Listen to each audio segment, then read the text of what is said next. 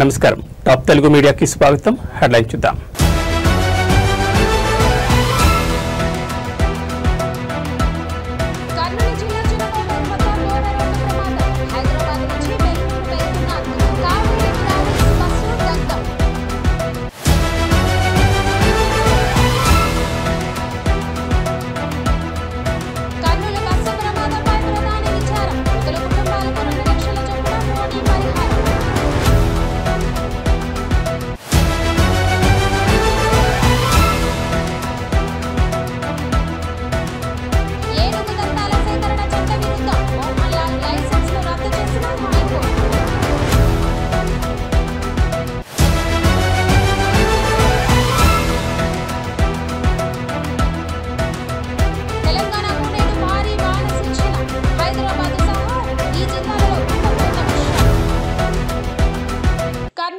చినకాటేరు వద్ద ఇవాళ తెల్లవారుజామున చోటు చేసుకున్న ఘోర బస్సు ప్రమాదం రాష్ట్రాన్ని విషాద ఛాయల్లోకి ముంచేసింది. హైదరాబాద్ నుంచి బెంగళూరుకు వెళ్తున్న వేమూరి కావేరీ ట్రావెల్స్ ప్రైవేటు బస్సును బైక్ ఢీకొనడంతో ఒక్కసారిగా మంటలు చెలరేగాయి. క్షణాల్లోనే మంటలు బస్సు మొత్తాన్ని చుట్టుముట్టాయి. ప్రయాణికులు గాఢ నిద్రలో ఉండడంతో తేరుకునే లోపే బస్సు దగ్ధమైపోయింది. బస్సులో 43 మంది ప్రయాణికులు.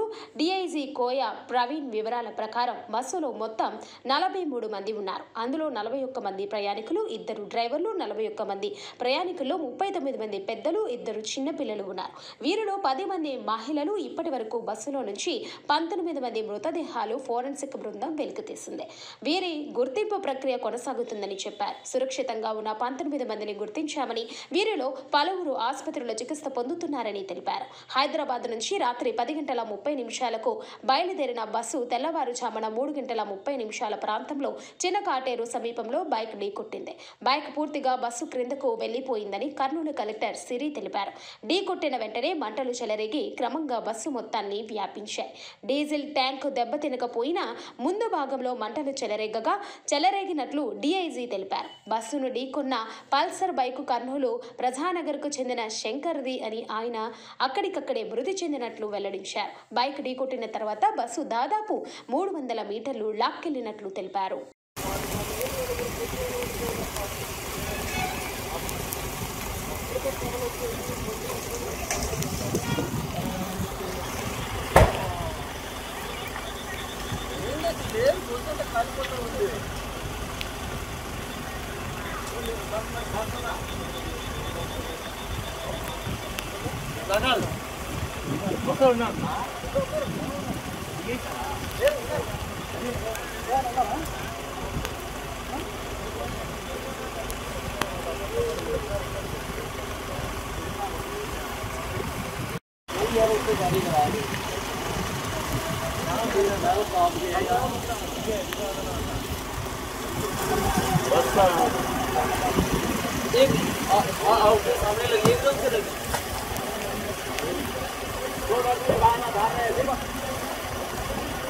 गाड़ी का दिक्कत वाला क्या है ना, ये गाड़ी के एकदम प्रॉब्लम आ जाए इसके जो नहीं पूछते हैं कोई तो प्रॉब्लम है स्लीपर का।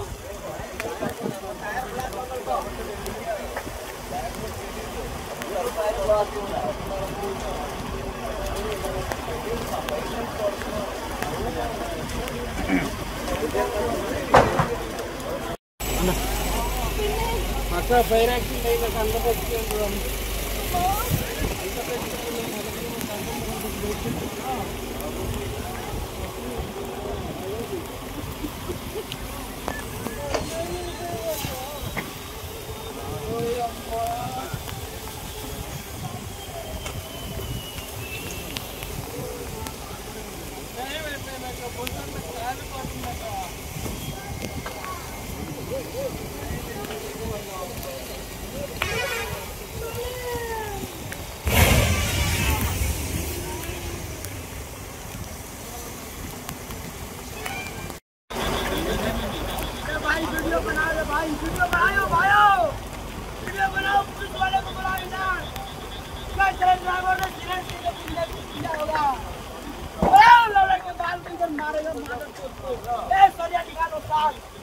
मत पीटेगा पक्का, बढ़िया निकालिए।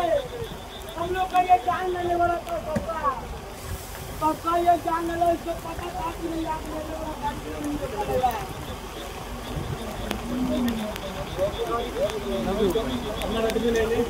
हमारा मालिक पता नहीं सब बॉडी नहीं उठा रहे वो क्या मार गया अंदर है कि चाय का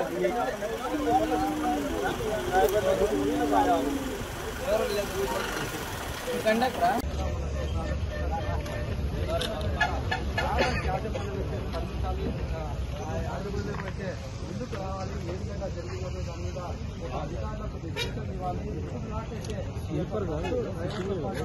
ఏపీలోని కర్నూలు జిల్లాలో శుక్రవారం తెల్లవారుజామున ఘోర రోడ్డు ప్రమాదం జరిగింది.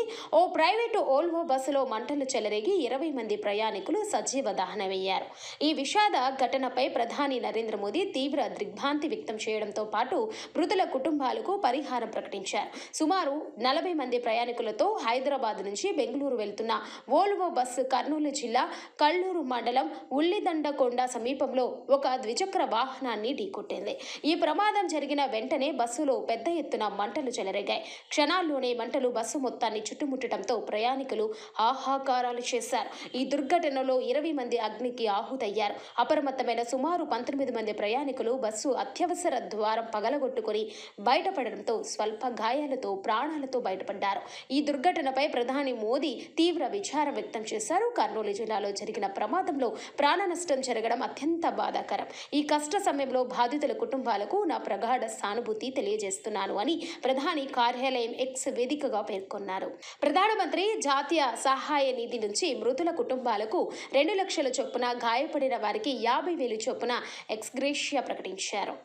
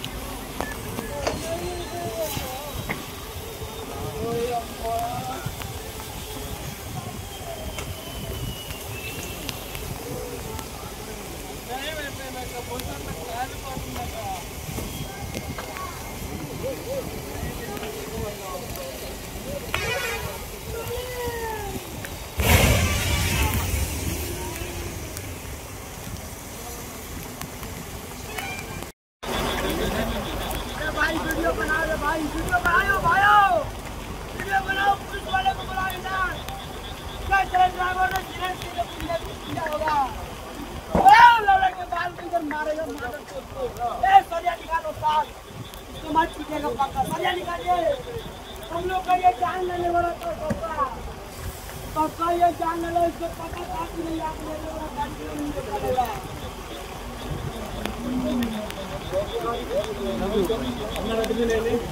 हमारा मालिक पता नहीं सब बॉडी नहीं उठा रहे वो क्या मार गया अंदर है कि चाय का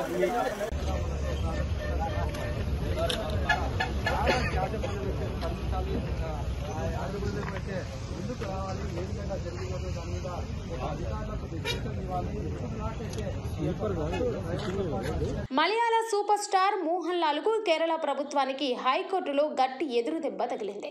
ఆయన వద్ద ఉన్న ఏనుగు దంతాల సేకరణను చట్టబద్ధం చేస్తూ రాష్ట్ర ప్రభుత్వం జారీ చేసిన ఉత్తర్వులను శుక్రవారం కేరళ హైకోర్టు కొట్టివేసింది. దీంతో పాటు మోహన్ లాల్ కు జారీ చేసిన లైసెన్సును కూడా న్యాయస్థానం రద్దు చేసింది.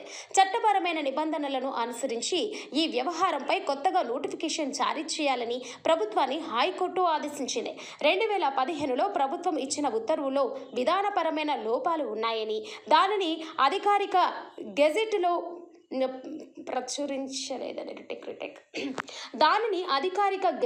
ప్రచురించలేదని అందువల్ల అది చెల్లదని కోర్టు స్పష్టం చేసింది. వన్యప్రాణుల సంరక్షణ చట్టాలకు సంబంధించిన విషయాల్లో ప్రభుత్వాలు నిబంధనలకు అనుగుణంగా వ్యవహరించాలని వ్యాఖ్యానించింది. కాగా ఈ తీర్పుపై మోహన్ లాల్ తరఫు న్యాయవాది స్పందిస్తూ ఇది కేవలం సాంకేతిక సమస్య మాత్రమేనని పేర్కొన్నారు. 2011 డిసెంబర్ 21న కొచ్చిలోని తెవరాలో ఉన్న మోహన్ లాల్ నివాసంలో ఆదాయపు పన్ను శాఖ అధికారులు సోదాలు నిర్వహించారు. ఆ సమయంలో ఆయన ఇంట్లో 2 జంతల ఏనుగు దంతాలు కనుగొన్నారు. దీంతో చట్టవిరుద్ధంగా ఏనుగు దంతాలను కలిగి ఉన్నారని ఆరోపణలపై అటవీశాఖ ఆయనపై కేసు నమోదు చేసింది. ఆ తర్వాత ఈ కేసును ఉపసంహరించుకోవడానికి రాష్ట్ర ప్రభుత్వం ప్రయత్నించగా Perumbavoor judicial first class magistrate court ఆ నిర్ణయాన్ని తిరస్కరించింది. క్రింది కోర్టు ఆదేశాలను సవాలు చేస్తూ మోహన్ లాల్ హైకోర్టును ఆశ్రయించారు. మరోవైపు ఏనుగు దంతాలు కలిగి ఉన్నందున మోహన్ లాల్ పై చట్టపరమైన చర్యలు తీసుకోవాలని కోరుతూ జేమ్స్ మథ్యూన్ అనే మరో వ్యక్తి పిటిషన్ దాఖలు చేశారు. ఈ పిటిషనర్లపై విచారణ జరిపిన హైకోర్టు తాజా తీర్పును వెలువరించింది. ఈ తీర్పుతో మోహన్ లాల్ ఏనుగు దంతాల కేసుపై న్యాయపరమైన విచారణ మళ్లీ మొదలైనట్లయింది.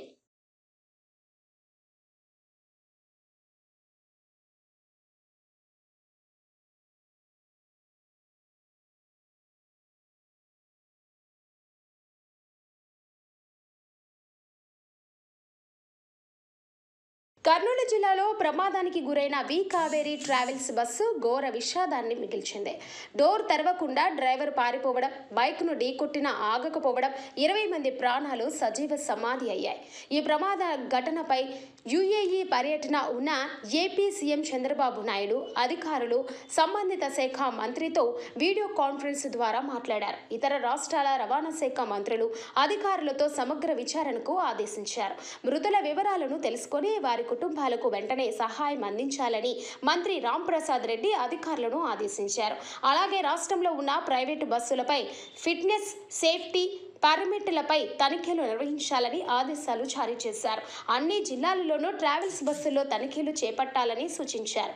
బస్సు ప్రమాదానికి నిర్లక్ష్యమే కారణమని తెలితే బాధ్యులపై కఠిన చర్యలు తీసుకుంటామని హెచ్చరించారు.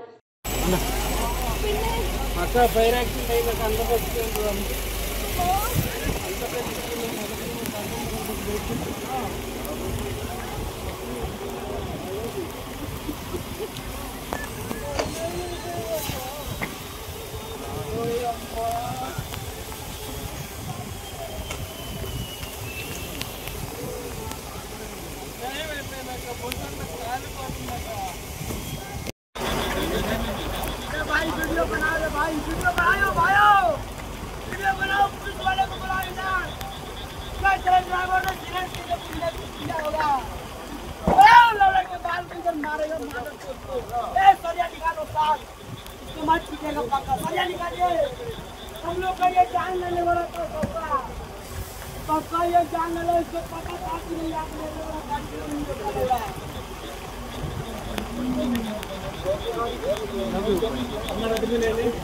हमारा मालिक पता नहीं सब बॉडी नहीं उठा रहे वो क्या मार गया अंदर है कि चाय का తెలంగాణలో భారీ వర్షాలు కురుస్తున్నాయి. అక్టోబర్ నెల చివరికి వచ్చినా వర్షాల ప్రభావం తగ్గడం లేదు. మరోవైపు ఈ రోజు కూడా రాష్ట్రంలో భారీ వర్షాలు కురిసే అవకాశం ఉందని వెదర్ మ్యాన్ బాలాజీ పేర్కొన్నారు. ముఖ్యంగా దక్షిణ మధ్య తెలంగాణ జిల్లాలలో వర్షాలు కురిసే అవకాశం ఉన్నట్లు తెలిపారు. నల్గొండ, సూర్యాపేట, యాదాద్రి భువనగిరి, మెదక్, సిద్దిపేట, రంగారెడ్డి, సంగారెడ్డి, కామారెడ్డి, మహబూబ్ నగర్, వనపర్తి, ఖమ్మం, భద్రాద్రి కొత్తగూడెం జిల్లాలో భారీ వర్షాలు కురుస్తాయని ప్రకటించారు. అంతేకాకుండా హైదరాబాద్లో కొన్ని ప్రాంతాలలో మధ్యాహ్నం నుండి రాత్రి వరకు తేలికపాటి నుండి భారీ వర్షం కురిసే అవకాశం ఉందని తెలిపారు.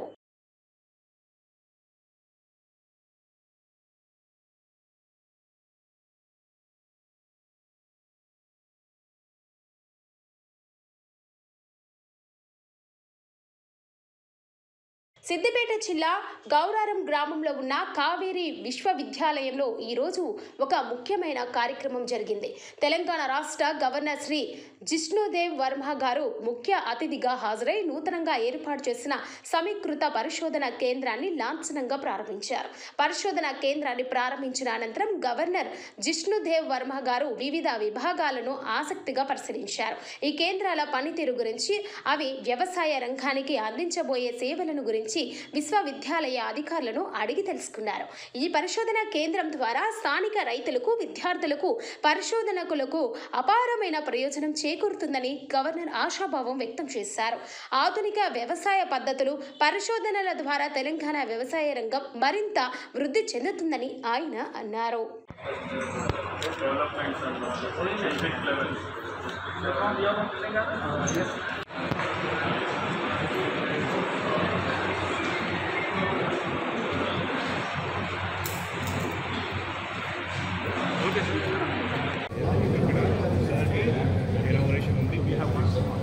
అది నరేషన్ జరగడం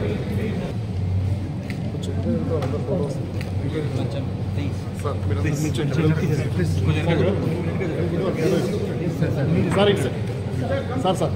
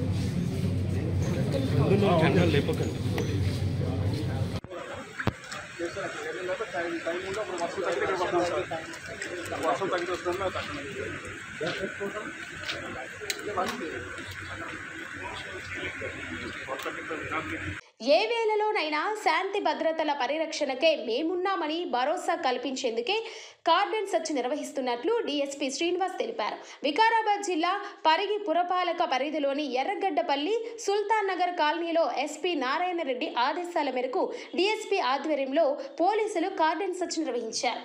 ఈ సందర్భంగా కాలనీలోని ప్రతి ఇంటికి క్షుణ్ణంగా తనిఖీ చేశారు. ఆధార్ కార్డులు సేకరించి పరిశీలించి ఇంట్లో ఎంతమంది ఉన్నారని ఆరా తీశారు. అలాగే వాహనాల ఆర్సీ పత్రాలను పరిశీలించి ఎలాంటి పత్రాలు లేని 25 బైకులను పోలీసులు సీజ్ చేశారు. వాహన యజమానులు సరైన పత్రాలు చూయించి తమ వాహనాలను తీసుకెళ్లాలని డీఎస్పీ శ్రీనివాస్ తెలిపారు. నేర నియంత్రణలకు కాలనీ వాసులంతా కలిసి డబ్బులు పోగేసుకొని కాలనీలో సీసీ కెమెరాలు పెట్టించుకోవాలని డీఎస్పీ తెలిపారు. దీనివల్ల ఎవరైనా అగాంతకులు కాలనీలోకి వస్తే వారిని గుర్తించి వెంటనే పట్టుకోవడానికి పోలీసులకు సులువుగా ఉంటుందని డీఎస్పీ శ్రీనివాస్ తెలిపారు.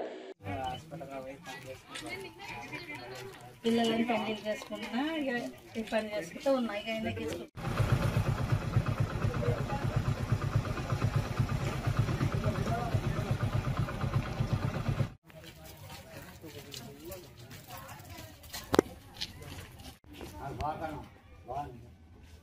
ఏమాత్రం మేకలు ఉందిరా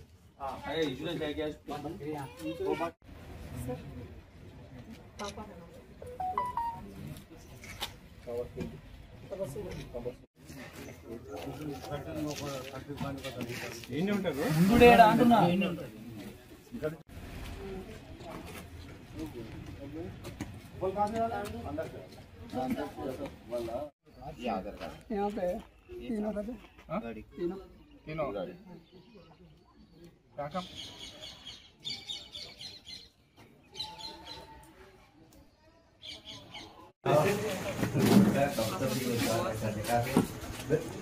कब तो एक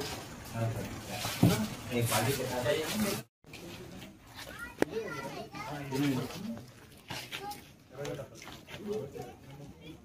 कौन सा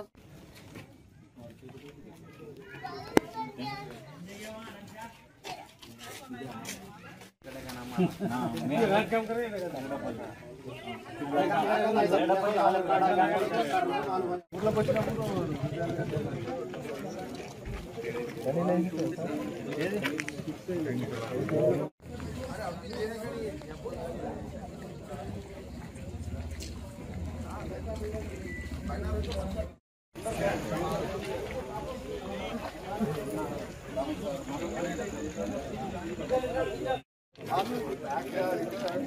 కాగా కాకినాడ జిల్లా ప్రత్తిపాడు నియోజకవర్గం ఏలేశ్వరంలో ఈరోజు భారీ మహా అన్నదాన కార్యక్రమాన్ని ఘనంగా నిర్వహించారు.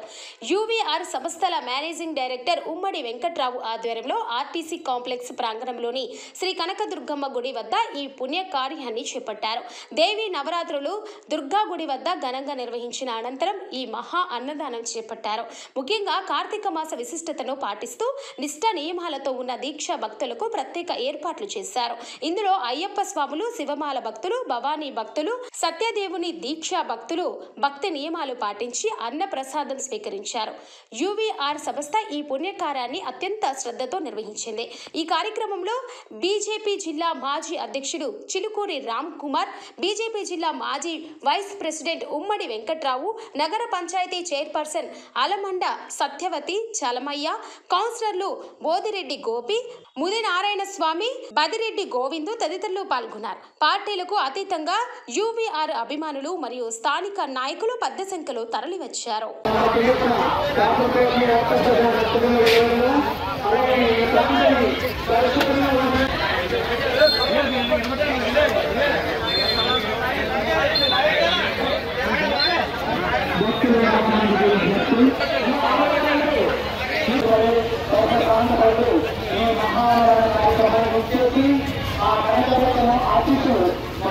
ప్రకాశం జిల్లాలో వాతావరణం అస్తవ్యస్తంగా మారింది. గత వారం రోజుల నుండి భారీ వర్షాలు కురుస్తున్న నేపథ్యంలో వాతావరణ శాఖ శనివారం నుండి తుఫాను హెచ్చరికలను జారీ చేసింది. దీంతో తీర ప్రాంతంలో అసాధారణ పరిస్థితులు నెలకొన్నాయి. సింగరాయకొండ మండలం పాకల సముద్రం ఈ రోజు దాదాపు 2 మీటర్ల మేర వెనక్కి వెళ్లడం స్థానికంగా కలకలం సృష్టించింది. సముద్రంలో ఇలాంటి మార్పులు తుఫాను ముప్పును సూచిస్తుండటంతో ప్రజలు ఆందోళన చెందుతున్నారు. అధికారులు వెంటనే అప్రమత్తమయ్యారు. మత్స్యకారులు వేటకి వెళ్లవద్దని ప్రభుత్వం కఠిన ఆదేశాలు జారీ చేసింది. మైనర్ డిపార్ట్మెంట్ సిబ్బంది ఎప్పటికప్పుడు సముద్ర పరిస్థితులను గస్తీ కాస్తున్నారు. లోతట్టు ప్రాంతాల్లో ఉన్న ప్రజలను అప్రమత్తం చేస్తూ సురక్షిత ప్రాంతాలకు తరలి వెళ్లాలని సూచిస్తున్నారు.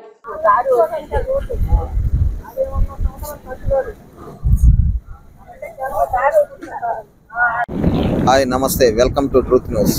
నా పేరు జిలాని, సింగరాయకొండ, ప్రకాశం డిస్టిక్. ప్రకాశం జిల్లా సింగరాయకొండ మండలంలో పాకల గ్రామంలో సముద్రం దగ్గర ఉన్నాము. ఈ తుఫాను ప్రభావంతో సముద్రం తీవ్ర ఉగ్రరూపం దాల్చింది. తుఫాను ప్రభావంతో ఇక్కడ ఉన్న వాళ్ళు కూడా కొట్లు మూసేసి ఇళ్లకెళ్ళిపోయిన పరిస్థితి చూస్తున్నాము. ఇక్కడ ఈ తుఫాను చాలా తీవ్రతగా ఉండిద్దని చెప్పి నెల్లూరు నుంచి విశాఖపట్నం దాకా ఎక్కువ తీవ్రత ఉండిద్దని చెప్పి ఇక్కడ అధికారులు చెప్తున్నారు. ఈరోజు తుఫాన్ గురించి మన మెరైన్ ఎస్ఐ గారు మనతో ఉన్నారు, అడిగి తెలుసుకుందాం దాని ఎఫెక్ట్ గురించి. సార్, ఈ తుఫాను ఎంత దూరం వచ్చింది? నా పేరు ఈశ్వరయ్య అండి. నేను marine police station, Ramayapatnam police స్టేషన్లో ఎస్ఐగా పనిచేస్తున్నాను.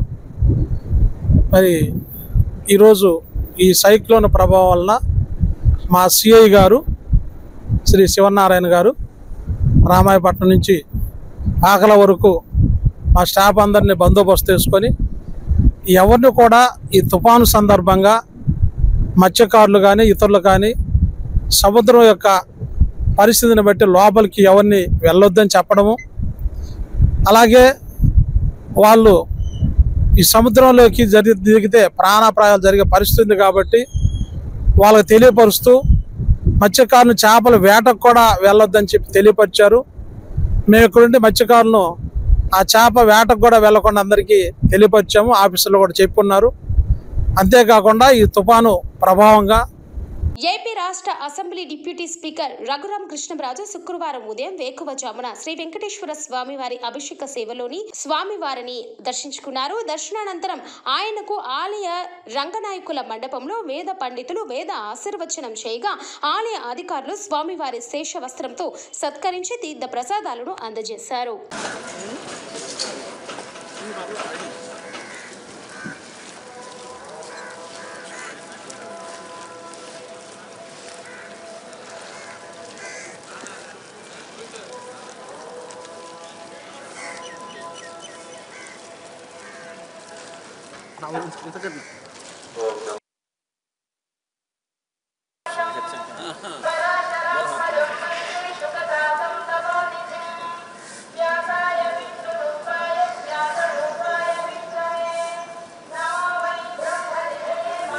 ఏబీ బులెటిన్ విశేషాలు మరో బులెటిన్లో మళ్ళీ కలుసుకుందాం. నమస్కారం.